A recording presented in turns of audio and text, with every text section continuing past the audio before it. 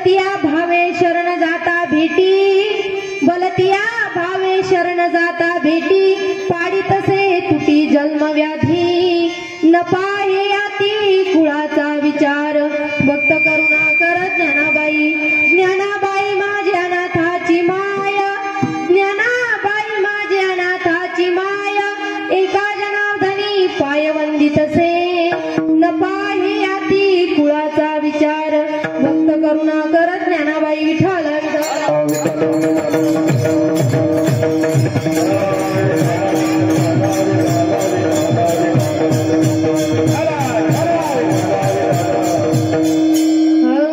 वक्रतुंड महाकाय सूर्यकोटी समप्रभ, निर्विघ्नं कुरु मे देव सर्वकार्येषु सर्वदा, या कुंडेन्दुतुषारार्णवला, या शुभ्रवस्त्रावृता, या विणावर्गण्ड मंडित करा, या श्वेतपद्मासना, या ब्रह्माच्युत शंकर प्रभृती वीर देवई सदा वंदिता, सामाम पातु सरस्वते भगवते निशेष जाड्यापा, गुरुर ब्रह्मा गुरुर्विष्णू गुरुदेव महेश्वरा, गुरु साक्षात परब्रह्म तस्मै श्री गुरुवे नमः, समचरण सरोजं सांद्र नीलाभुदाभं, जगन्नीत पाण्यं मण्डनं मण्डनानं, करुण तुलसीमाला कंदरं कंजनेत्रं, सदैतवलहासं विठ्ठलं चिन्तयामि।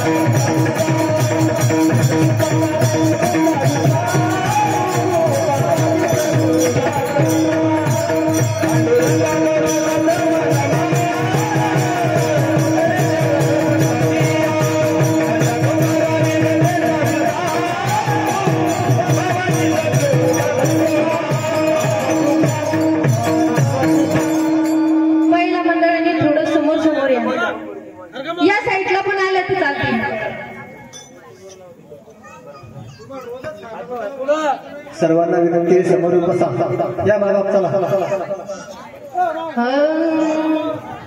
पांडुरंगा करू प्रथम नमन, दुसरे चरण संतांची या, त्यांच्या कृपादाने कथेचा विस्तारू, बाबाजी सद्गुरु दास तुका, ओम नमो ज्ञानेश्वरा, करुणा करा दयाळा, तुमचा अनुग्रह लादलो पावन झालो चराचरी, जयांचे केली स्मरण, होय सकळ विद्येचे अधिकरण, हे जीवन दुसरी चरण, श्री गुरुंचे ते नमस्कारून आता विठ्ठल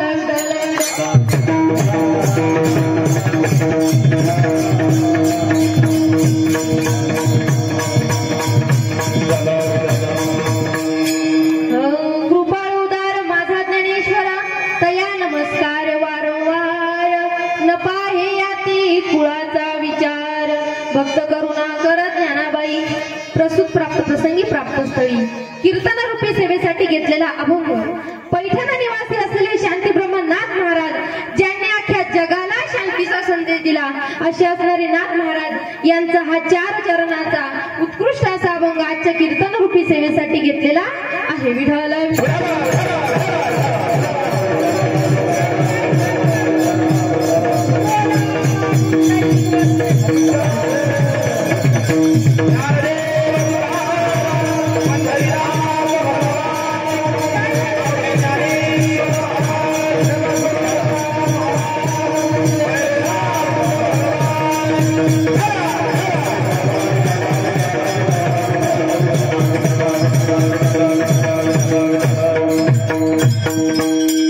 अभंगाला सुरुवात करण्यापूर्वी अल्पसा परिहार देणं गरजेचं असतो.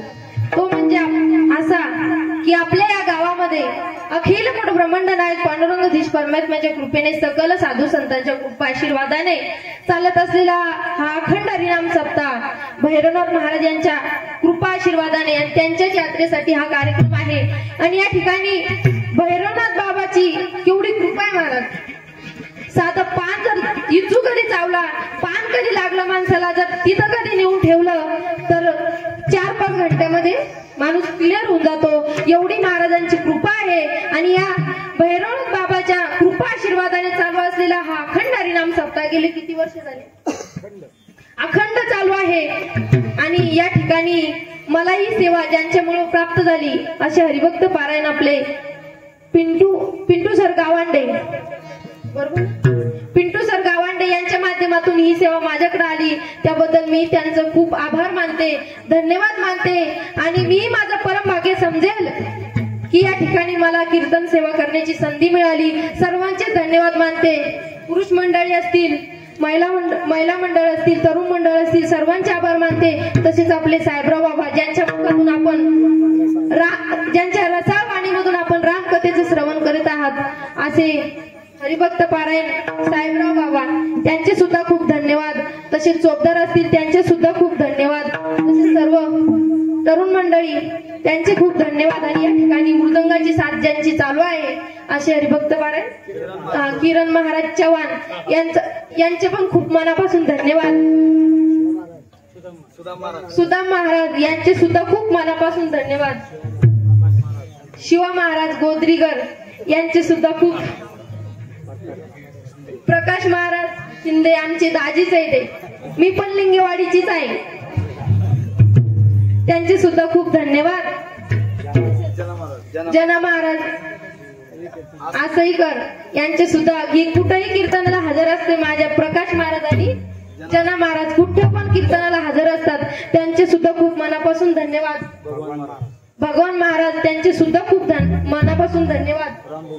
रामभाऊ महाराज खूप सुंदर चाल गायली त्यांनी, खूप गोड आवाज आहे त्यांचा, त्यांचे सुद्धा मनापासून धन्यवाद. या सगळ्यांसाठी एकदा जोरदार टाळ्या वाजवा.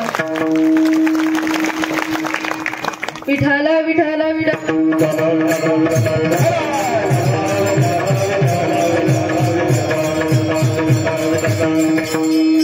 आणि या ठिकाणी आपले जामून आलेले बाबा तानाजी बाबा, तसेच जामून भरपूर मंडळी आलेली आहे. बांधत बाबा सुसर पण आलेले आहेत. सर्वांचे धन्यवाद. आणि हा आपले विठ्ठल बाबा राहिले ना, विठ्ठल बाबांचे सुद्धा खूप खूप धन्यवाद. मी विसरले त्यांचं नाव, पण त्यांचे सुद्धा खूप खूप धन्यवाद. आणि या ठिकाणी कृपाळ उदार माझा ज्ञानेश्वर तया नमस्कार वारंवार. न पाहे याती कुळाचा विचार भक्त करुणा करत ज्ञानाबाई विठ्ठल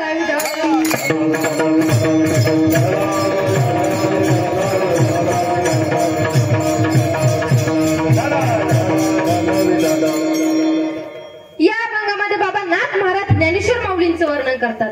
आता वर्णन करत असताना वर्णन कुणी कुणाचं केलं चालतं का? नाही, वर्णन करायला अधिकार पाहिजे. अधिकार फार महत्वाचा आहे. तर नाथ महाराज ज्ञानेश्वर माऊलींचं वर्णन करतात, तर नाथांचा अधिकार काय आहे?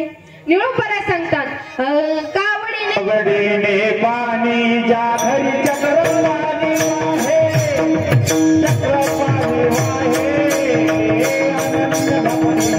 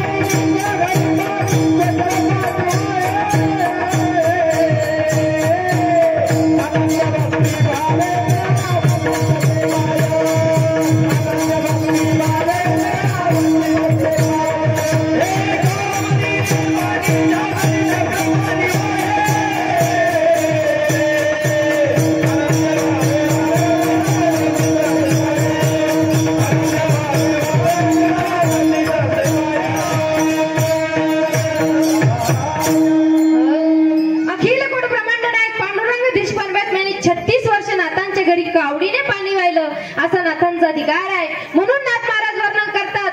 बरं एकटे नाथ महाराजच वर्णन करतात का? तर नाही, सगळ्या संतांनी माऊलीचं वर्णन केलं आहे. जनाबाई सुद्धा वर्णन करतात.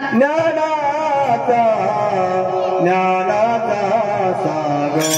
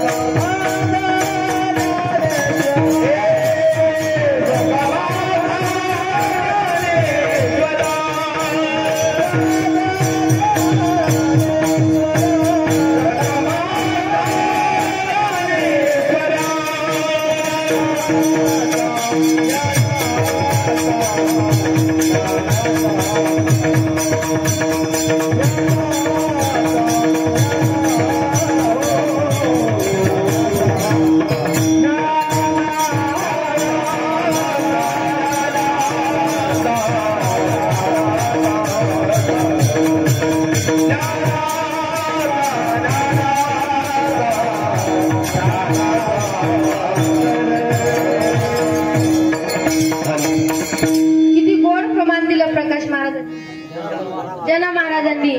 त्यांच्यासाठी एकदा जोरदार टाळ्या वाजवा. जनाबाई म्हणते ज्ञानाचा सागर किती ज्ञानी, तर जगाच्या ज्ञानाचा जे ते शेवट होतो तिथून पुढे माझ्या ज्ञानेश्वर माऊलींच्या ज्ञानाला सुरुवात होते. अशी आमची ज्ञानाची सागर माऊली आणि त्यांचं वर्णन जनाबाई करते. आणि जनाबाई जे माऊलीचं वर्णन करते, नाथ महाराज जे माऊलीचं वर्णन करतात, तेच वर्णन आपण काय वेळेला व्यवहारामध्ये करतो, पण ते चुकीचं ठरतं. जसं सासूबाई जावायचं वर्णन करते ना, माझा जावाई अशी गाडी चालवतो की सरकन जातो आणि बरकन येतो. जावायची गाडी 500 रुपयाची का फटफटी असत नाही, पण लय भारी चालवतो. हे वर्णन आहे पण चुकीचं आहे. विठ्ठल विठ्ठल.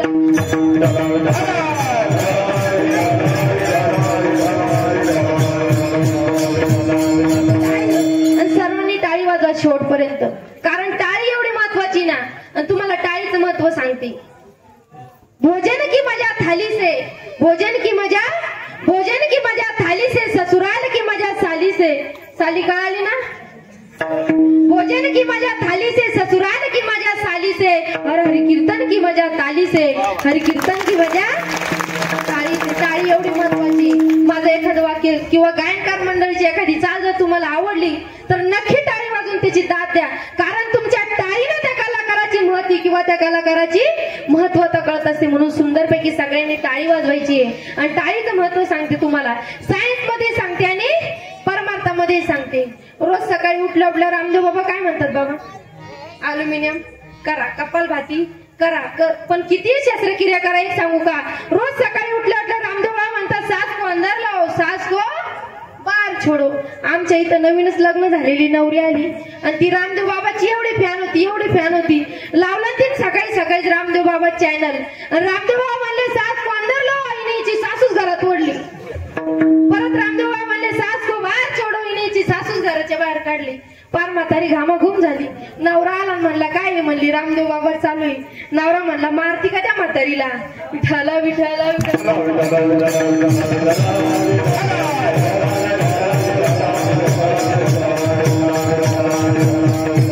या शेड्या सुनाय बाबा काही. आणि यांना डोकं लावणं लय अवघड आहे. शाण्याचं काम नाही ते. शाण्याला एक बात, मूर्खाला सारी रात जरी समजावून सांगितलं तरी त्याला कळत नाही. पण आता पोरीच भेटत नाही बाबा. पोरीचं लय अवघड झालं. आता आंधळीला गिराईके, येडीला बी गिराईके. आता येडीला गिराईके म्हणल्यावर येडीचं लग्न झालं. आता ती येडी ती सारखी सासूबाईला आत्याबाईच म्हणायची. सासूबाई म्हणली हे बघ, मला आत्याबाई म्हणण्यापेक्षा आईच म्हणत जाय ना. सासरा म्हणला तिला जर आई म्हणत असेल तर मलाही बाबा म्हणत जाय. ती म्हणली बरं ठीक आहे. आणि तेवढ्यात तिचा नवरा येतो बाहेरून फिरून. ती म्हणते आई बाबा बघा ना, दादा घरी आलाय म्हणे. विठाला विठा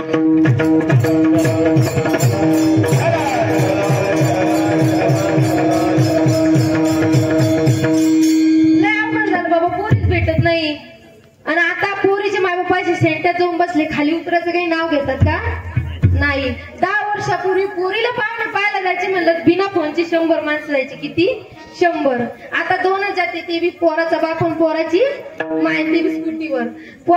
ते बी पोराची पण जेवता जेवता म्हणते आम्ही आलतो कोणला म्हणू नका, नाही तर भोंग्या बहीण भोंग्या. पोरीचा बाप म्हणतो तुम्ही कोणला म्हणू नका, ती गेली ती कालच पळून आजच आणली. तर लय अवघड झालं. आणि 10 वर्षापूर्वी आई पोरीला काय शिकवायची? काही झालं तरी चालेल पण पोरगी सासरी नांदलीच पाहिजे. काही झालं तरी चालेल. पण आता अशा गुपची सांगते या पाय 2-3 महिने पाय आणि पाहुण्याला इकडे घेऊन येऊ आपण 2000 घेऊन देऊ. पाहुण्यात तानाचं 20 लिटर दूध निघत. भेवच नाही, टेन्शनच नाही. इथलं नाही बरं, इथलं सोडून मंडपातल्या धरून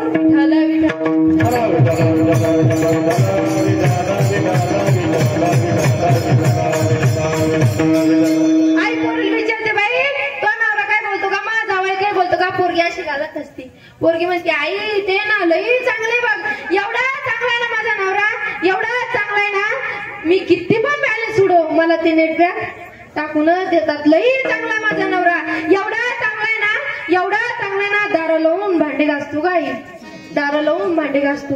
आई म्हणली एवढा चांगला तुझा नवरा, मग प्रॉब्लेम कशात आहे. फांद्या कशा घासत नाही पण खोड तर चांगलं आहे ना, मग प्रॉब्लेम कशात आहे. आई म्हणली बाई सासू.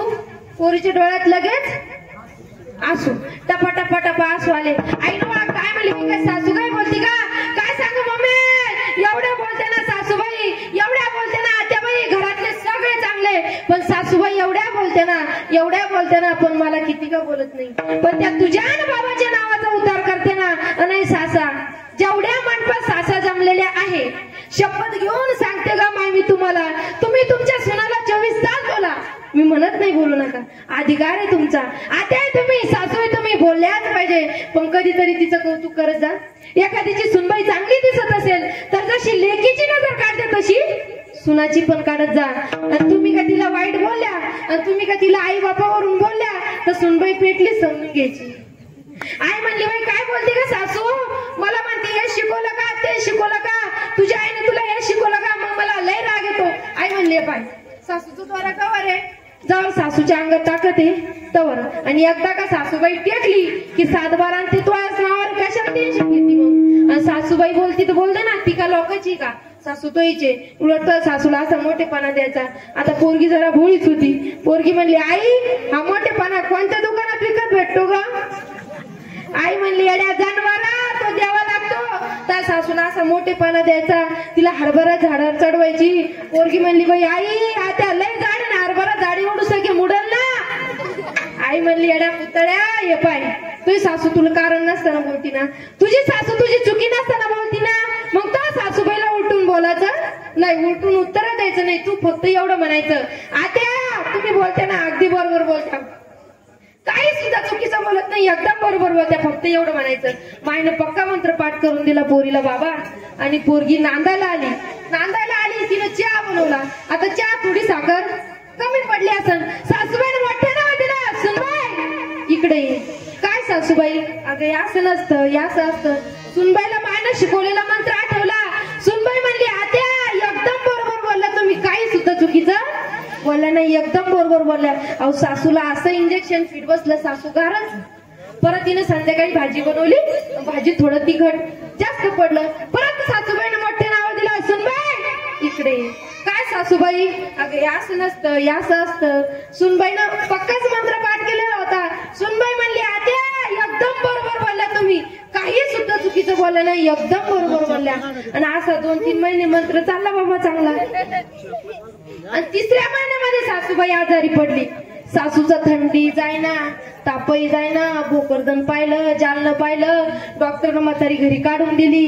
म्हातारी घरी आली. सुनबाईनं चहा केला, चहा गाळा, चहा नेऊन दिला. म्हातारी चहा पिली, सुनबाईचा असाच धरला. बैस ग सुनबाई माझ्याजवळ, बैस ग. हे पाय ना सुनबाई, जालनं पाहिलं, भोकरदन पाहिलं, पण मग थंडी जायना आणि तापही जायना. असं वाटतं एखादी रोगाची बाटली घ्यावा पिऊन मारावा. सुनबाई म्हणली आत्या एकदम बरोबर बोलल्या तुम्ही, काही सुद्धा चुकीचं बोलल्या नाही. विठाला विठा.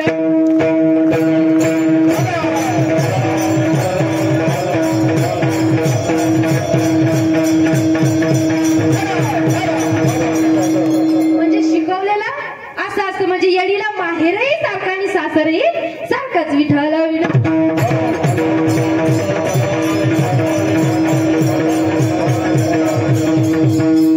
टाळीचं महत्व सांगत होते. आपल्या बॉडीमध्ये जेवढे पार्ट आहे तेवढेच हातामध्ये ज्या वेळेला तुम्ही असं विठ्ठल विठ्ठल म्हणून टाळी वाजवता ना त्यावेळेस हे हाताच्या शिरा दाबल्या जातात आणि त्यानं ब्लड सर्क्युलेशन हे व्यवस्थित होतं. आणि ब्लड सर्क्युलेशन व्यवस्थित झालं ना आपल्याला अटॅक येत नाही. हा पहिला फायदा आहे टाळीचा.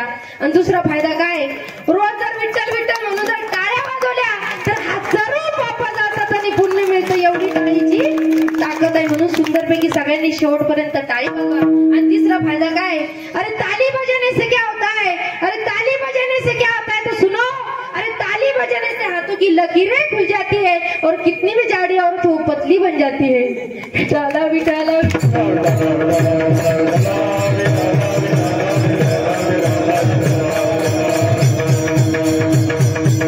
म्हणून सुंदरपैकी सगळ्यांनी शेवटपर्यंत टाळीची साथ द्यायची आहे. आणि या ठिकाणी नाथ महाराज म्हणतात माझे माऊली कसे आहे तर कृपाळ उदार. कृपाळ आहे, उदार आहे. तुम्ही म्हणाल माऊलीच काय उदार आहे, आम्ही पण उदार आहे. आम्ही पण पंक्ती देतो, आम्ही पण लोक जेव घालतो, आम्ही पण उदार आहे. पण आपण कशी उदार आहे. एक म्हातारा आयुष्यभर त्याने कधी 4 लोक जेव घातले नाही, कधी कोणत्या दिंडीला पंगत दिली नाही. लहान लेकरू दिसला असेल तर त्याच्या हातात कधी चॉकलेट सुद्धा दिलं नाही. एवढा चिंगूस म्हातारा, एवढा चिंगूस म्हातारा फार मरायला टेकला. मरता मरता म्हातारा असा हात करायचा, म्हातारा असा हात करायचा. ती होती आलमारी. आता मोठ्या पोराला वाटलं म्हाताऱ्याने आयुष्यभराचं धन चिंगूसपणा करून करून साठवून ठेवलेलं आहे आणि ते धन आता मारता मारता म्हातारा आपल्याला सांगते. म्हणून पोराला वाटलं म्हाताऱ्याने धन आलमारीत ठेवलेलं आहे. पोरांनी आलमारी फोडली, धन काय सापडलं नाही. म्हाताऱ्याचा हात असत. आता लहान्या पोराला वाटलं म्हाताऱ्याने धन भीतीत ठेवलेलं आहे. भीत फोडली तरी धन काय सापडलं नाही. म्हाताऱ्याचा हात असत. पाहता पाहता अख्खं घर पडलं तरी म्हाताऱ्याचा हात असं, धन काय सापडलं नाही. आता शेवटी पोराला वाटलं म्हातारा बोललं पाहिजे. म्हणून म्हाताऱ्याला बोलण्यासाठी 2 लाखाचं इंजेक्शन आणलं. किती, 2 लाखाचं इंजेक्शन आणलं तरी म्हातारा बोललं नाही. म्हाताऱ्याचा हात असत. 2 लाख गेले, अख्खं घर पडलं आणि शेवटी म्हातारा बोललं. म्हातारा म्हणलं अरे मी तुम्हाला गावाचं सांगत होतो, पाठीमागच्या गल्लीतल्या यमुनाबाईनं आपली पीठ चहाची चाळणी नेली तेवढी आणा. विठ्ठला विठ्ठल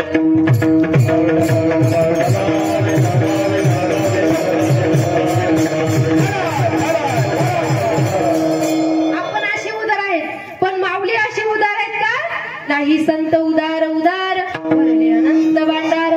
माऊली कशी उदार आहेत तर आपण एकदा भजन करा. विठ्ठला विठ्ठल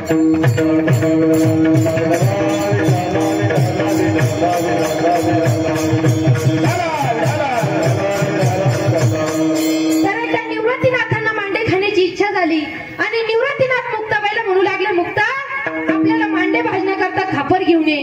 मुक्ताबाई खापर आणण्याकरता कुंभार काकाकडे गेल्या.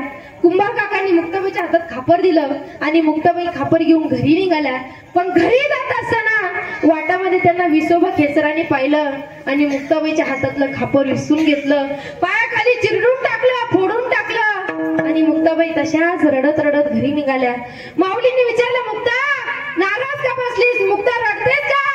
मुक्ताबाईने सांगितलं दादा आपल्याला मांडे भाजण्याकरता खापर आणायला कुंभाराकडे गेलते, पण मला ते विसोबा खेचराने खापर घेऊ दिलं नाही दादा.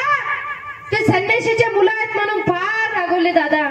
माऊलींनी मुक्ताबाईला सांगितलं मुक्ता तू मांडा तयार कर. मुक्ताबाईने मोठा मांडा तयार केला. माऊलींनी आपला जटार अग्नी प्रगट केला आणि मुक्ताबाईला सांगितलं टाक माझ्या पाठीवर मांडा. काय आश्चर्य, मांडे भाजू लागले आणि हेच विसोबा खेचराने पाहिलं. विसोबा खेचराला असं वाटलं की मी तर यांना खापर घेऊ दिलं नाही, पण मांडे कशावर भाजतात बघितलं तर माझ्या माऊलींच्या पाठीवर मांडे भाजत होते. आणि आश्चर्य पाहून विसोबा खेचर आणि माऊलींचे पाय धरू लागला, चरण धरू लागला. पण खरोखर महाराज ज्या लोकांनी माऊलीचा छळ केला, ज्या लोकांनी माऊलीला त्रास दिला, पण त्या लोकांना सुद्धा माझ्या माऊलींनी जवळ केलं. जसं लाही लाही जीवाला झाडं देते रे सावली, लाही लाही जीवाला झाडं देते रे सावली, आणि जगी नाही ज्याला कोणी त्याला माझ्या आळंदीची ज्ञानराज माऊली.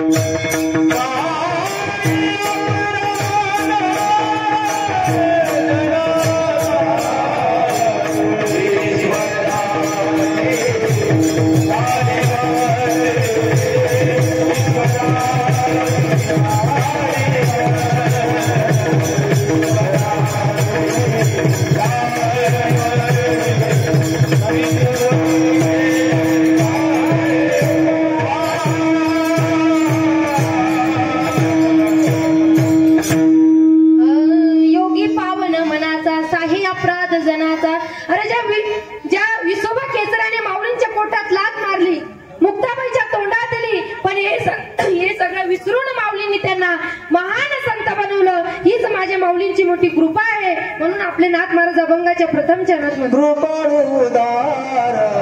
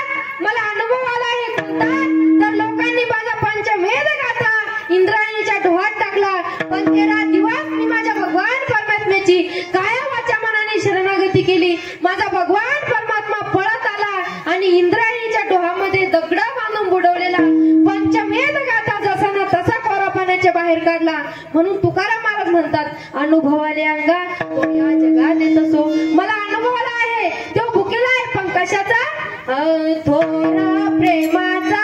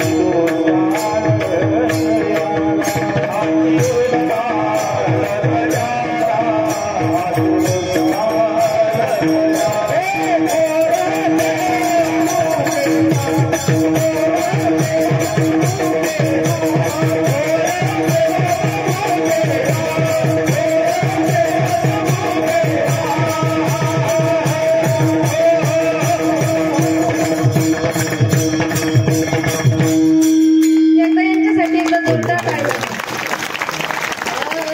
प्रेमाचा भुकेला हाची दुष्काळ तयाला. तो 72च्या दुष्काळात सापडला तो उपाशी आहे दादा. पण तुमच्या प्रेमाचा, तुमच्या भक्तीच्या, तुमच्या भावाचा, बस देवाला प्रेम द्या. प्रेम पाहिजे, काहीच लागत नाही. शबरीचं किती प्रेम होतं बाबा देवावरती. शबरी रोज वाट पाहायची. जब मेरे राम जी का आवाना हो.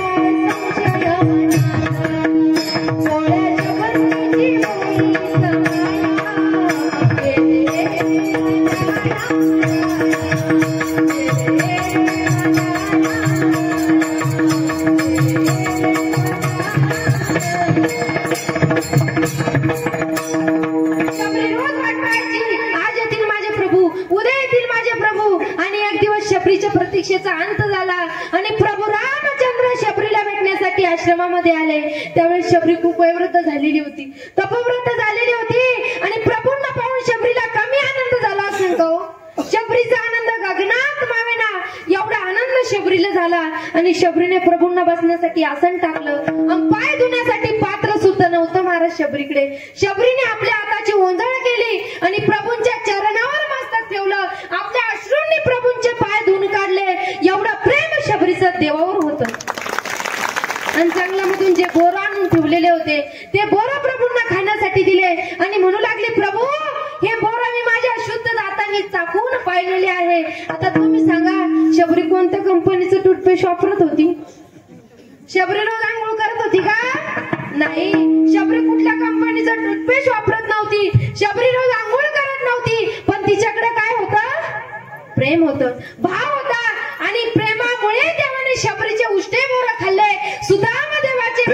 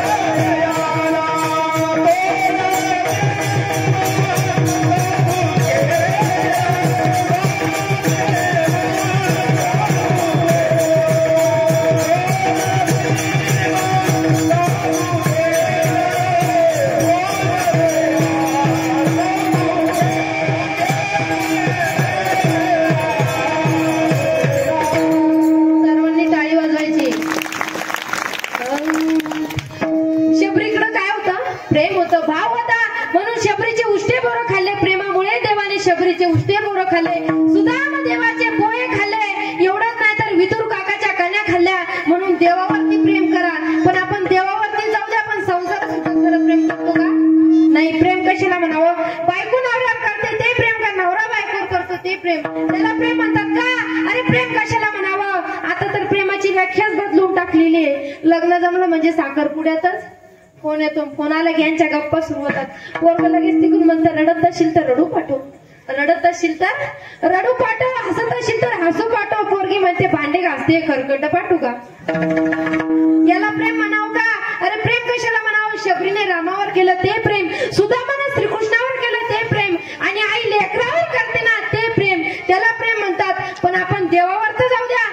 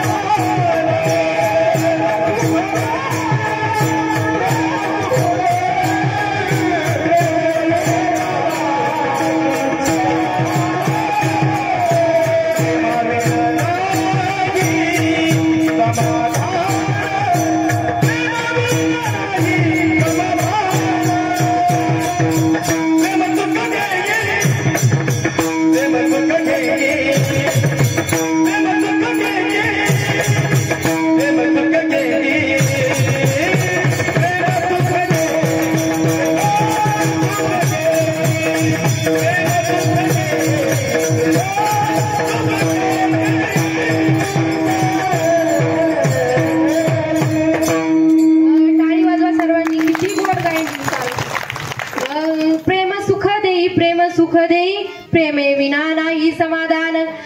देवावर जाऊ द्या, पण आपण संसारात सुद्धा खरं प्रेम करत नाही. करतो का? एका गावातली म्हातारी मेली, आता मरू नाही पण मेली. म्हातारीचा परिवार रडायला लागला, सुना रडू लागल्या, लेकी रडू लागल्या. पण सुनाच्या आणि लेकीच्या रडण्यामध्ये बराचसा फरक वाटला. म्हातारीची अंतिम यात्रा निघाली आणि पुढे जाता जाता मोठं जांभळीचं झाड लागलं. लहान्या सुनाचं लक्ष गेलो, बाई काय जांभळे ग. ती मोठ्या सुनाला रडता रडता म्हणू लागली, वर पहा ना ओ अक्का, काळ निळ ग काळ निळ. अहो त्या मोठ्या सुनाच्या लगेच लक्षात आलं. ती म्हणाली, येता येळ ग येता येळ. पाया सुना अहो लेखी अंतकरणापासून रडत असे, मायेसाठी रडेले ग.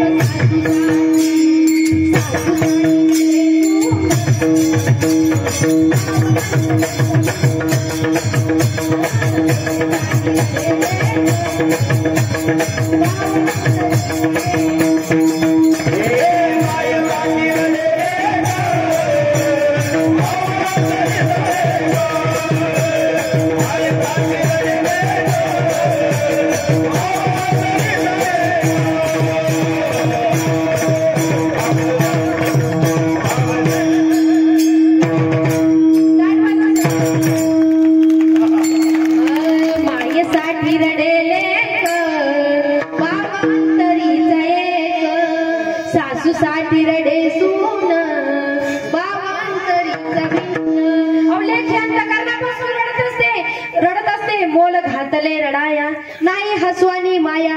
या संसारामध्ये सुद्धा आपण खरं प्रेम करत नाही. त्यामुळे आपल्या जीवनामध्ये काय होती, फजिती होते, दुःख होते. संसारामध्ये खूप फजिती होते माणसाची, खूप संसारात दुःखामुळेच आहे. संसारामध्ये खूप फजिती होते. आणि फजिती कशी होते पण माणसाची संसारामध्ये. अलीकडे सरकारने असा कायदा काढलेला आहे की 2 बायका करायच्या नाही, पण आता मिळत नाही. जाऊ द्या, पण पूर्वी मिळायच्या. आणि 2 बायका म्हटलं की आवड निवड आली, इथं कोणी बसेल असेल त्यांच्यासाठी नाही बरं का. 2 बायका म्हटलं की आवड निवड आलीच. मोठीला वाटतं माझंच ऐकलं पाहिजे, लहानीला वाटतं माझं ऐकलं पाहिजे. अशाच एका ब्राह्मणाला 2 बायका होत्या. आता त्यांचे रोज भांडणं चालायचे. एक म्हणायची माझ्याकडे जेवायला, दुसरी म्हणायची माझ्याकडे जेवायला. आता ब्राह्मण पंचायत मध्ये पडला, जेवायला कुठे जाऊ. पण ब्राह्मणाने युक्ती लढवली. ब्राह्मण मला उद्यापासून जिचा स्वयंपाक लवकर होईल तिच्याकडे जेवायला जाईन. दुसऱ्या दिवशी तीळ संक्रांतीचा स्वयंपाक असतो. कशाचा? तीळ संक्रांतीचा स्वयंपाक असतो. दोघींचा स्वयंपाक लवकरच होतो. वरची हाक मारती, चला की जेवायला. तेवढ्यात खालची म्हणती वर जाण्यापेक्षा खालीच जेवून घ्या. तो म्हणला वरची हाक मारली आधी. त्याने शिडीवर पाय टाकत असतं, खालची धरलं तंगड, वरची धरली शेंडी, मार चालली वडावडी. बामण मधीच टाकला ना, पण जेच खालचीने झटका मारला वरची लगे. तेवढ्यात एक आपल्यासारखा शेतकरी माणूस आला आणि ब्राह्मण भावाला म्हणाला, ब्राह्मण बा तीळ संक्रांत कशावर बसली. ब्राह्मण भाव म्हणतो, दिसत नाही का तुम्हाला तीळ संक्रांत माया कोकंडी बसली. विठाला विठाला.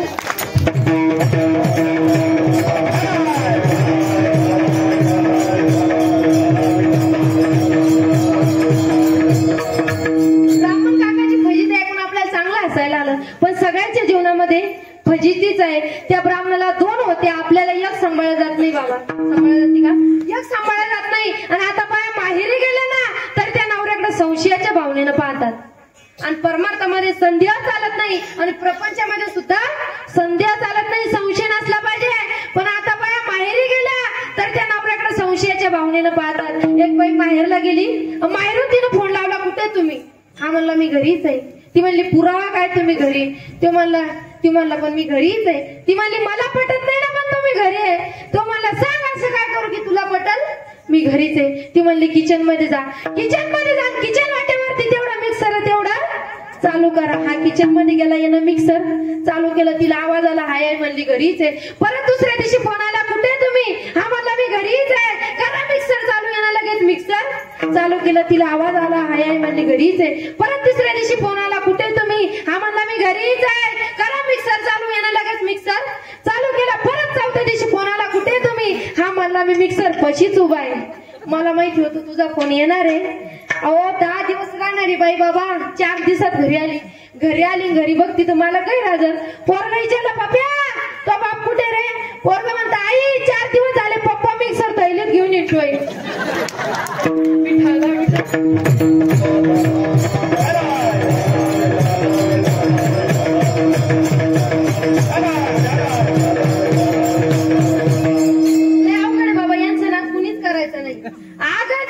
म्हणून माणसं पेट्रोल भरलं जाताना बैला घेऊन अलीकडे सोडतात. ते पेट्रोल पंपावरती लिहिलेलं असतं आग लावणाऱ्या वस्तू सक्त मनाई आहे. आगच महाराज पण यांना खुश करण्याचं एकदम सोपं मंत्र आहे. काहीच अवघड नाही. यांना काही केलं ना तुम्ही नुसतं कौतुक करायचं. एखादी चांगली साडी नेसली ना तुम्ही म्हणायचं पप्प्याची माय ही साडी लयच भारी दिसते ग तुला. स्वयंपाक बनवला ना म्हणायचं भाजी तर खूपच छान झाली आणि चपात्या तर खूपच छान झाल्या. खुशच या पाना कशा रेंज मध्ये आल्या. खुशच महाराज. आणि एकाने कीर्तनात मंत्र ऐकला बाबा घरी गेला. आता यानं मंत्र ध्यानातच ठेवलेला होता. बायकोन जेवायला वाटलं यानं लगेच भाजी तर खूपच छान चपात्या तर खूपच छान झाल्या. भाजी तर एवढी छान झाली ना मला लय आवडली. बायको म्हणली बसा का रोज म्हणता भाजीत मीठ कमी झालं तिखट जास्त झालं आणि आज शेजारणीच्या घरून भाजी आणली तर लयच आवडली का तुम्हाला. पिठाला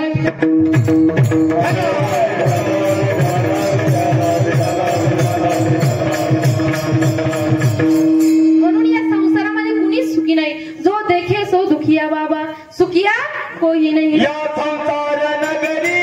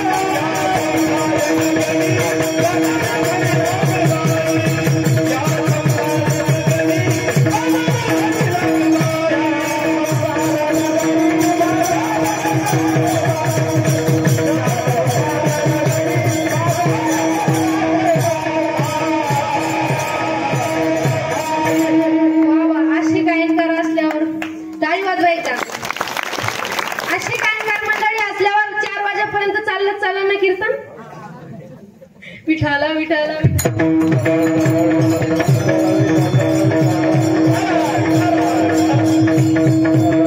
म्हणून या संसारामध्ये कुणीच सुखी नाही. जो देखे सो दुखिया बाबा सुखिया कोई नाही रे. कोण कोण दुखिया. राजा दुखिया प्रजा दुखिया घर बैरागी. राजालाही दुःख आणि गरीबालाही दुःख आहे. श्रीमंतालाही दुःख आहे गरीबालाही दुःख आहे. किती पैसा असू द्या त्यालाही दुःखच आहे. मला संसारात दुःख मुळच आहे. संसारामध्ये प्रत्येकाला दुःख आहे. आणि एक कलेक्टर साहेब रस्त्याने चालले पैशावाले कलेक्टर. आता कलेक्टर म्हणल्यावर कायची कमी का नाही. कलेक्टर साहेब रस्त्याने चालले आणि एका भिकारी बाईने त्यांचे पाय धरले. म्हणली साहेब 5 रुपये द्या. आता कलेक्टर म्हणला बाई तू दिसायला इतकी सुंदर आहे आणि तू भीक मागती. ती म्हणाली काय करावं साहेब पोटा करता मागावंच लागतं. आता कलेक्टर साहेब म्हणले माझ्यासोबत लग्न करशील का. आता कलेक्टर म्हणल्यावरती का नाही म्हणणार आहे का. लग्न झालं. लग्न झाल्यानंतर दुसऱ्या दिवशी म्हाताऱ्या बायाचा टोळका बसला. गावात नवीन नवरी आली म्हणजे म्हाताऱ्या बायाला पहिलं घेणं. म्हाताऱ्या बाया म्हणले नाव घे नाव घे. मग ती कोण होती भिकारीनाथ. तिनं नाव घेतलं. ताटात होती वाटी. वा वा कीर्तनाला एवढी शांतता नाही. नावाखाली एवढी शांतता आहे. असू दे. ताटात होती वाटी. ताटात होती वाटी. वाटीत होता दूध. दुधात होती साय. आणि कलेक्टराचं नाव घेते भाकरवाड घे. एवढा मोठा कलेक्टर पण भिकारणीच्या पायी फजिती पावला. म्हणून या संसारामध्ये कुणीच सुखी नाही. जो देखे सो दुखिया बाबा सुखिया कोही नाही रे. आणि या दुःखरूपी संसारामध्ये आपण सुख शोधतो पण सुख काही पदरी पडतं का. सुखाची आशा जन्म गेला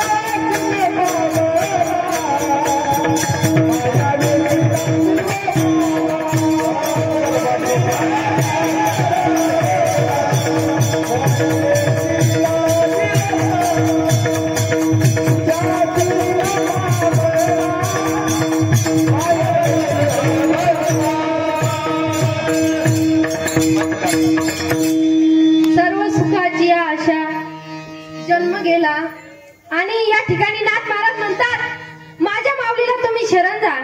अरे रेडा माऊलींजवळ गेला तर वेद बोलू लागला. सच्चिदानंद बाबांच्या पत्नीनं दर्शन केलं, माऊलीने आशीर्वाद दिला, सौभाग्यवती भव.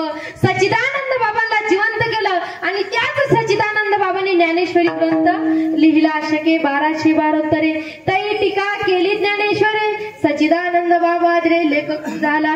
सच्चिदानंद बाबांनी लिहिली, ज्ञानेश्वर माऊलींनी सांगितली आणि निवृत्तीनाथांनी ऐकली. एवढंच नाही तर ज्या बाईच्या दाराला पाटी लावलेली होती, आओ जाऊ घर तुम्हाला, अशा बाईची मुलगी, अशा वेशीची मुलगी कानपात्रा ती माऊलींजवळ गेली. तिचा सुद्धा माझ्या माऊलींनी अंगीकार केला.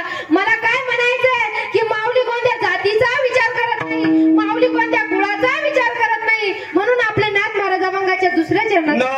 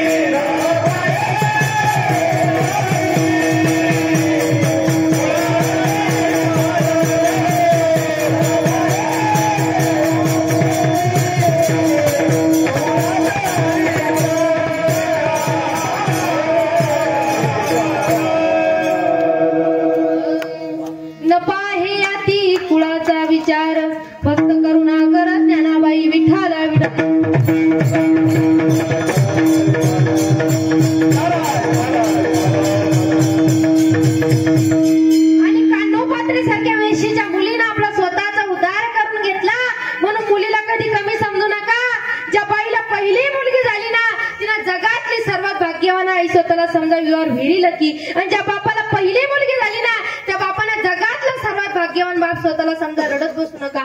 अरे जो बाप कधी रडत नाही दगडासारखा तो लोकांना रडायला लावणारा. पण आपल्या मुलीच्या लग्नामध्ये आपल्या ताईच्या लग्नामध्ये 10 माणसं असतात. धराला इतका तो धाय मोकून रडत असतो. कोण म्हणता बाप कठोर असतो? कठोर असतो म्हणून तो रडत नसतो. अरे तोच बाप आपल्या जीवनामध्ये 4 वेळेस रडतो दादा. ज्या वेळेस त्याच्या एकुलत्या एका पोरीचं लग्न ठरतं ना त्या दिवशी. दुसऱ्यांदा बाप रडतो ज्यावेळेस तीच पोरगी लग्न करून सासरी नांदायला जाते ना त्या दिवशी. तिसऱ्यांदा बाप रडतो ज्यावेळेस तीच पोरगी आई तारुणपणामध्ये विधवा होते अथवा टाकून दिली जाते ना त्या दिवशी. आणि चौथ्यांदा आमचा बाप रडतो अरे ज्या पोरासाठी लाखोची इस्टेट कमवली, ज्या पोरासाठी लाखोची इस्टेट कमवली, पण ज्यावेळेस तेच पोरग त्या बापाला अरे कारेची भाषा वापरतं ना त्या दिवशी आमचा बाप रडतो. यापेक्षा जीवनात वेगळं काय असू शकतं? मला एकच वाटतं गड्या, या जगामध्ये निस्वार्थ प्रेम करणारे 2च पात्र आहेत. ते म्हणजे एक बाप आपल्या लेकीवर आणि दुसरं लेक आपल्या बापावर. माझ्या ताईंनो, ज्या दिवशी आपला बाप गेला ना समजायचं या जगातलं आपलं माहेर संपलं. आणि जरी तुम्ही माहेराला गेलात तर जेवढे लाड तुमचा बाप करत होता आता ते लाड तुमचे होणार नाही. अरे आपला बाप गेला, आपला माहेर संपला. आणि माझ्या दादांना ज्यावेळेस हीच मुलगी तुमची लग्न करून सासरी जाईल ना त्याच दिवशी समजायचं की आपल्याला सगळ्यात जास्त जीव लावणारी व्यक्ती आता या घरात राहिली नाही. अरे तुमच्या घरात जर काही कारणास्तव जर भांडण झालं ना तर 2-2 दिवस उपाशी राहता तुम्ही, रुसून झोपता तसेच. पण त्याच वेळेला जर तुमच्या घरात जर तुमची 12-13 वर्षाची मुलगी असेल ना तर ती मुलगी तुमच्या जवळ येते आणि तुम्हाला उठवायचा प्रयत्न करते. बाबा, ओ बाबा, बाबा उठाओ बाबा, कालपासून तुमच्या पोटामध्ये अन्नाचा कण नाही, 2 घास तरी खाओ बाबा. बाप म्हणतो नाही ग ताई मला भूक नाही. मला माहितीये बाबा तुम्हाला खूप भूक लागली पण तुम्ही का रुसून बसलात बाबा, 2 घास तरी खाओ बाबा. बाप म्हणतो नाही ग ताई मला भूक नाही. बाबा तुम्ही जर खात नसाल ना बाबा तर तुम्हाला तुमच्या एकुलत्या एका पोरीची शपथ आहे, खाओ बाबा 2 घास तरी खा. बाप म्हणतो नाही ग ताई मला भूक नाही. मला माहितीये बाबा माझे काका तुमच्याशी भांडले ना, माझे काकू तुमच्याशी भांडले ना, पण जाऊ दे त्यांचं काय मनावर घेता तसेच आहे, पण निदान 2 घास तरी खा. बाप म्हणतो नाही ग ताई मला भूक नाही. बाबा तुम्ही जर जेवण करत नसाल ना तर मी सुद्धा जेवण करणार नाही. आणि मला नाही वाटत तुमच्या घरात जर तुमची 12-13 वर्षापेक्षा जर मोठी मुलगी असेल तर ज्या दिवशी आपला बाप उपाशी राहिला त्या दिवशी ती पोरगी जेवण करत असेल.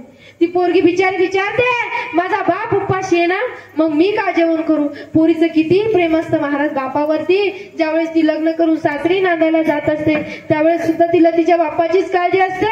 आजीच्या गळ्यामध्ये पडते, आजीला सांगते आजी माझ्या बाबांची काळजी घे ग आजी. आईच्या गळ्यामध्ये पडते, आईला सांगते आई माझ्या बाबांची काळजी घे ग आई. त्यांना उलट सुलट बोला जाऊ नको, तुला माहिती ना त्यांना बीपीची गोळी चालू आहे, उलट सुलट बोला जाऊ नको ग आई, त्यांची काळजी घे ग आई. किती प्रेम असतं महाराज लेकीचं बापावरती. पण ज्यावेळेस हीच मुलगी तुमची लग्न करून जाईल ना त्याच दिवशी समजायचं की आपल्याला हाताला धरून आणणारी आणि स्वतःची शपथ घालून खाऊ घालणारी पोरगी आता या घरात राहिली नाही. जोपर्यंत तुमची मुलगी तुमच्या घरात आहे तोपर्यंत तिचे लाड करा, शिकू द्या, उंच आकाशामध्ये भरारी मारू द्या. अंधपणाची तुमची काठीवर राजानो.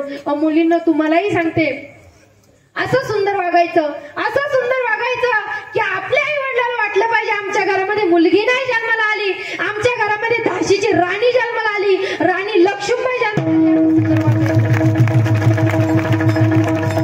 मावल्यांना तुम्हालाही सांगते आपल्या पोरीला लई हिरोनी सारखं बनवू नका.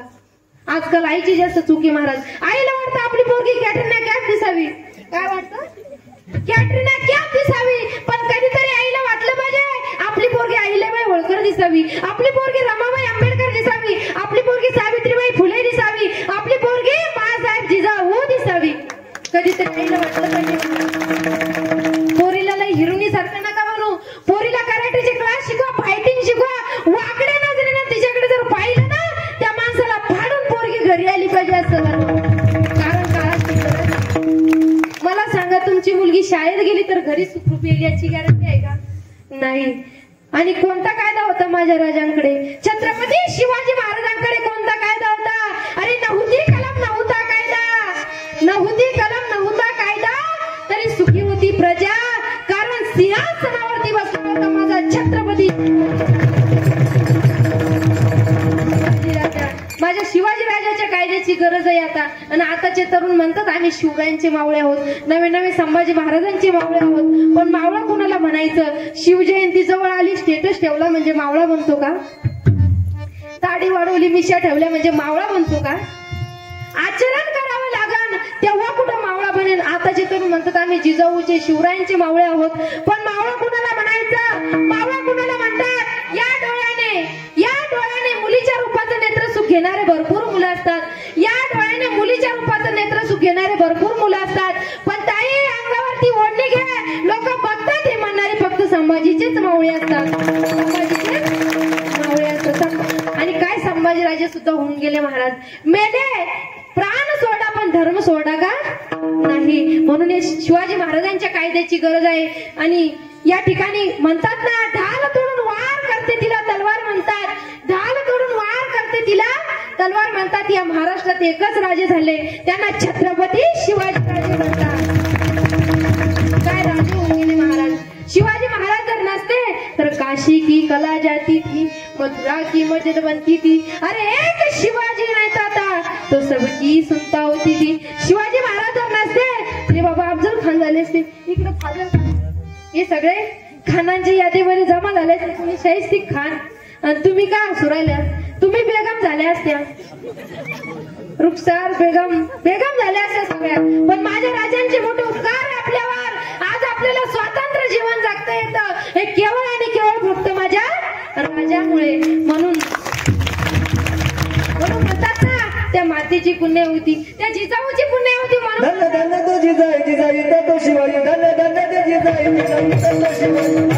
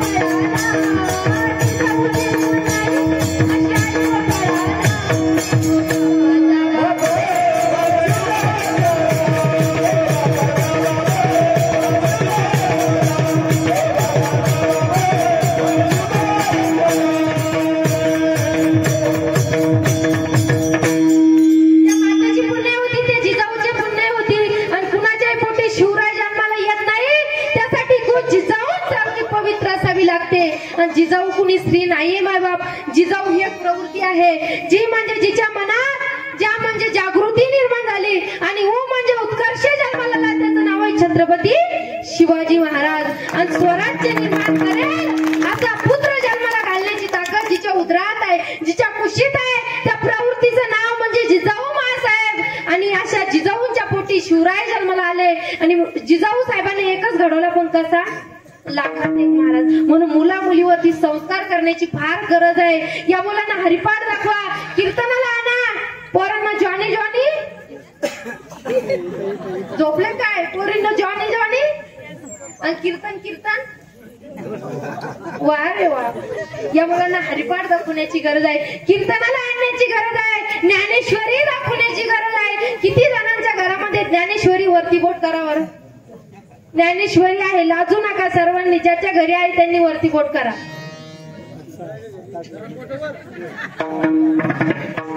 ज्ञानेश्वरी वाले कमी आहे. आणि टीव्ही ज्याच्या घरात नाही अशा यांनी वरती बोट करा.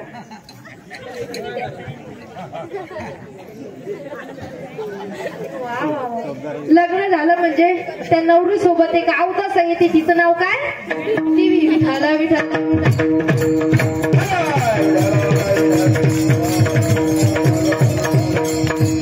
आताच्या मुलाला मोबाईलचं खूप वेळ लागला, टीव्हीचं खूप वेळ लागला आणि मोबाईलचं तर एवढा वेळ लागला, खूप वेळ लागला मुलांना. 5 मिनिटं सुद्धा मोबाईल शिवाय करमत नाही. असू द्या, मोबाईल चांगला आहे, मी म्हणत नाही. तुमच्या घरात जर संध्याकाळी हरिपाठ लागत असेल तर मोबाईल चांगलाच आहे. तुमच्या घरात जर सकाळी गणपती स्तोत्र लागत असेल तर मोबाईल चांगलाच आहे. आणि तुमच्या घरात जर पप्पा झुकेगा नाही साला लागत असेल तर मोबाईल वाईट आहे महाराज. म्हणून मुला मुलीवरती 4च संस्कार पण चांगले करा. का करायचे, कारण आपण आपल्या मुलाला बंगला बांधून दिला, गाडी घेऊन दिली, पण त्याच बंगल्यात त्याच घरात तो मुलगा तुम्हाला ठेवण का नाही याची गॅरंटी तुम्ही देऊ शकता का, नाही. पण मुलगा मालकरी आहे, नाही कमू दे देणे पैसे आहे, पण त्याला जर एक भाकर मिळाली ना तर त्यातली अर्धी भाकर तो तुम्हाला दिल्याशिवाय राहणार नाही. एवढी ताकद मालकरत आहे, एवढी ताकद वापरत आहे. म्हणून मुला मुलीवरती 4च संस्कार चांगले करा. आणि नाथ महाराज म्हणतात, माझ्या माऊलीला तुम्ही कोणत्याही भावनेनं शरण जा, भलतिया भावे कोणत्याही भावनेनं शरण जा, माऊली तुमचा अंगीकारच करतील. म्हणून आपले नाथ महाराज भलतिया भावे शरण जाता भेटी, शरण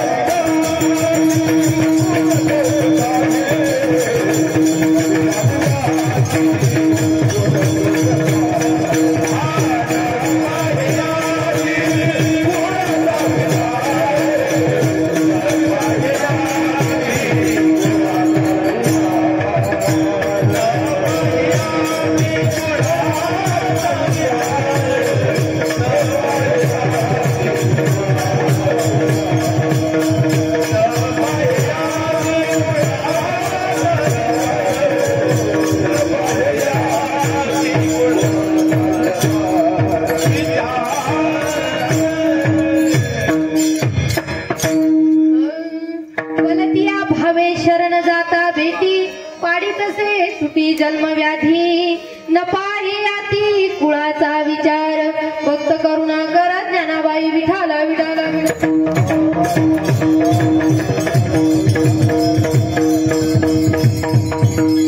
विषय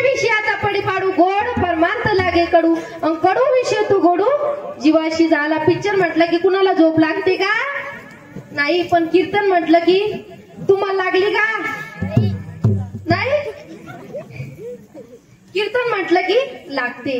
कारण कुंभकर्ण मारल्यानंतर झोप रामाकडे रडत गेली आणि रामाला म्हणले, देवा तुम्ही आमचं घर मोडून टाकलं, आता मी कुठं जावं? राम म्हणले, बाई तू काहीच घाबरू नको, मी तुला आशीर्वाद देतो.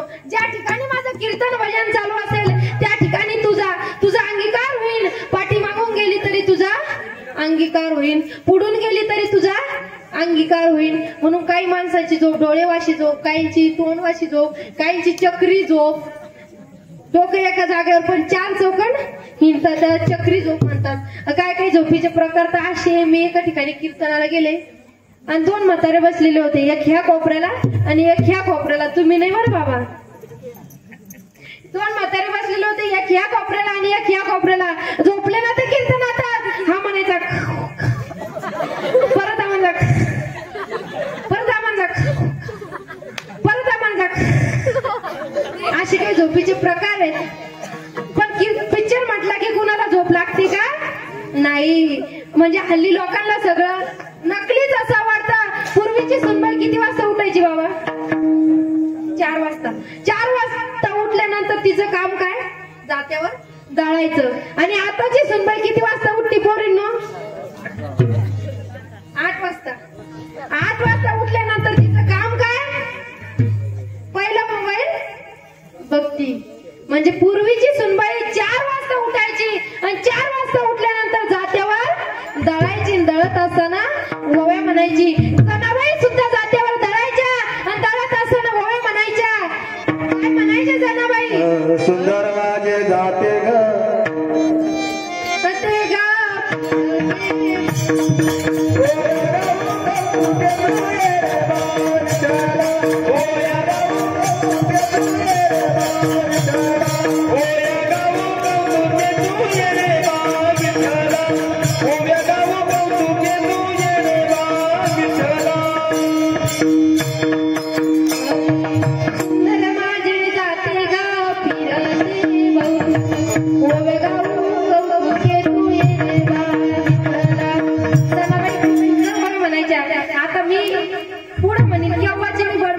तुम्ही नुसतं बसलेले आहे. आता मी पुढे म्हणेन, तुम्ही माझ्या पाठीमागं म्हणायचं. सर्व महिलांनी म्हणायचं. रेडी ना सगळ्या महिलांनी म्हणायचंय. सुंदर माझे जाते गा फिरते बहुके, ओव्या गाऊ कौतुके तू ये रे बा विठ्ठला.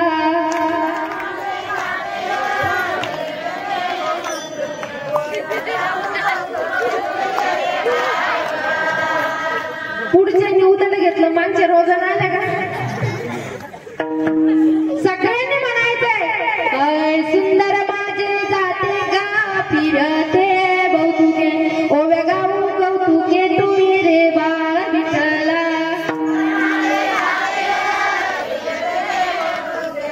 मागच्या काही म्हणत नाही. सगळ्यांनी म्हणायचं. असा आवाज आला पाहिजे जोरदार. परत एकदा.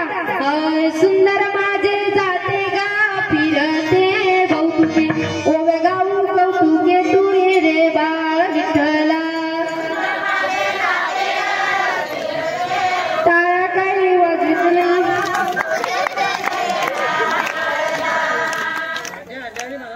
तुम्ही जास्त आहे पण आवाज कमी आहे. आता पुरुष मंडळी तुम्ही कमी आहे पण आवाज असा भन्नाट आला पाहिजे. नामदेव जनाबाई, नामदेव जनाबाई, वा वा. नामदेव जनाबाई सोपन काका मुक्ताबाई, नामदेव जनाबाई सोपन काका मुक्ताबाई, नामदेव जनाबाई. सगळ्यांनी म्हणायचंय. नामदेव जनाबाई, नामदेव जनाबाई सोपन काका मुक्ताबाई. वा वा. पुरुष मंडळीने 1 नंबर म्हटलं. त्यांच्यासाठी एकदा जोरदार टाळ्या वाजवतो. हल्ली लोकांना सगळं नकलीच असं वाटतं. पूर्वीची सुनबाई जात्यावर दळायची आणि दळत असताना ओव्या म्हणायची. जनाबाई सुद्धा जात्यावर दळायच्या आणि दळत असताना ओव्या म्हणायच्या. पण आताच्या सुनबाई सुद्धा ओव्या म्हणतात. पण कशा? पहिली माझी ओवी ग माझ्या ग बंगुला आणि सोन्याचा कुलूप त्याच्या ग वाड्याला. आताच्या सुनबाई असे म्हणतात. अहो काय काय असे म्हणतात. लिंबाच्या ग झाडाखाली लिंबाच्या ग झाडाखाली माझा भाऊ दारू पाडी कोण्या आंब्याला नग केली चाडी पिकून गाडी. आताच्या सुनबाई अशा म्हणतात महाराज. आणि पूर्वीच्या मावल्या किती सुंदर पाण्या म्हणायच्या. पहिल्या दिवशी राजे दरबारी आला वंशाला आता किती बाळ शिवाजी पहिल्या अवतारी दुबारा जुरे दुबारा जुरे. आणि आताच्या मावल्या अशी पाण्या म्हणतात. पहिल्या दिवशी फिल्मी जन्माला आले बाळ शारुख पाळणा हलवितो असं सरपा जुगारा जुरे दुसऱ्या दिवशी माधुरी आली हसत स्वागत ऐश्वर्या खरी जुईच्या हातात पाण्याची दोरी जुगारा जुरे. आताच्या मुले अशी पाणी म्हणतात. म्हणजे हल्ली लोकांना सगळं नकलीच असं वाटतं. पण नाथ महाराज म्हणतात माऊलींना नाथ महाराज माय म्हणतात. मायेची उपमा देतात आणि माईला सगळे लेकरं सारखेच असतात. तुम्ही पंढरपूरच्या दिंडीमध्ये जाता बघता कोणताही व्यक्ती माऊली नावाने हाक मारतो. माऊली हे घ्या माऊली ते द्या माऊली असं करा माऊली तसं करा. माऊली माऊलीच नावाने हाक मारतो. म्हणून आपले नाथ महाराजांचे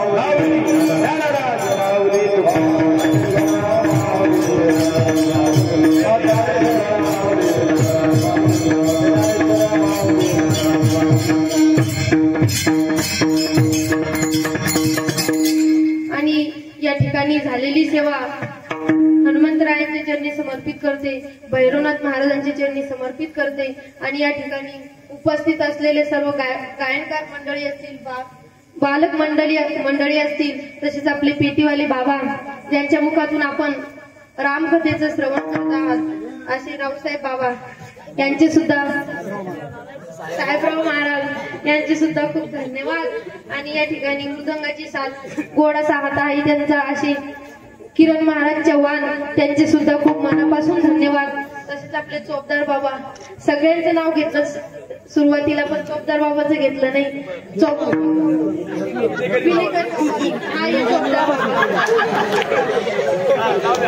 असू द्या, पण विनेकरी बाबाचं सुद्धा घेतलं नव्हतं पहिल्यांदा, आता घेते।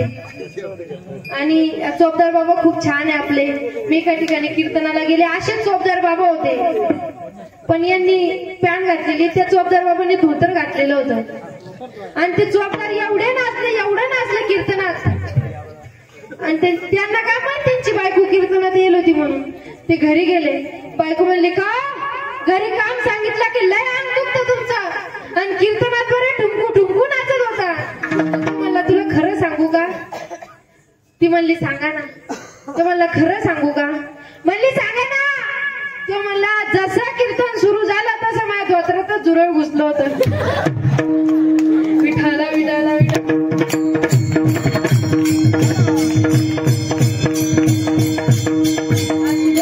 चोपदार बाबांचे सुद्धा खूप खूप धन्यवाद। तसेच आपले रहीमबादचे बाबा त्यांचे सुद्धा धन्यवाद। शिवाजी महाराज त्यांचे सुद्धा धन्यवाद। आमचे प्रकाश महाराज त्यांचे सुद्धा धन्यवाद। जनार्दन महाराज त्यांचे सुद्धा धन्यवाद। भगवान बाबा त्यांचे सुद्धा धन्यवाद। रामभाऊ महाराज त्यांचे सुद्धा खूप मनापासून धन्यवाद। सुंदर अशी साथ दिली त्याबद्दल त्यांचे सुद्धा धन्यवाद। सर्वच महाराज मंडळी असतील, आमचे भांडार बाबा तसेच ज्ञानेश्वर महाराज त्यांचे सुद्धा धन्यवाद। सर्वांचे धन्यवाद। आणि पुरुष मंडळी असतील, महिला मंडळ असतील, तरुण मंडळ असतील, सर्वांचे धन्यवाद। आणि या ठिकाणी महिला मंडळींची संख्या जास्त आहे आणि महिला कुठं माग नाही, हरिपाठाला पुढं, कीर्तनाला पुढं, भांडायला सुद्धा पुढं, महिला कुठं माग नाही। म्हणून महिला मंडळींचे सुद्धा खूप खूप धन्यवाद। आणि या ठिकाणी माझे वडील ज्यांच्यामुळे आज या ठिकाणी मी उभी आहे असे हरिभक्त परायण नामदेव महाराज मुसळे, कीर्तनकार, प्रवचनकार, रामायणकार, भागवतकार असे सर्व गुण संपन्न असलेले माझे वडील, त्यांचे सुद्धा खूप खूप धन्यवाद। आणि या ठिकाणी आमचे बाबा तानाजी बाबा सुद्धा जामून इथं आले, त्यांचे सुद्धा खूप खूप धन्यवाद। आणि ज्यांनी कीर्तन ठेवलं मेन असे आमचे पिंटू सर गावंडे, यांचे सुद्धा खूप खूप मनापासून धन्यवाद। आणि यांचं करावं तेवढं कौतुक करत आहे महाराज। आणि या ठिकाणी भैरवनाथ महाराज यांच्या सुद्धा चरणी समर्पित करते। विठ्ठल जय जय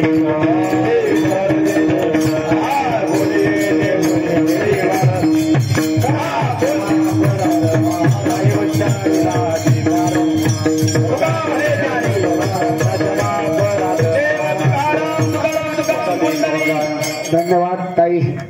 सर्वांनी उठू नका, विनंती, एका मिनिटासाठी उठू नका, हा जोड विनंती आहे, उठू नका म्हणलं पण उठू नका, बसा कधी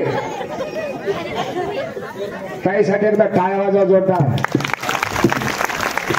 धन्यवाद ताई, आपल्याला गेली 2 तास या ठिकाणी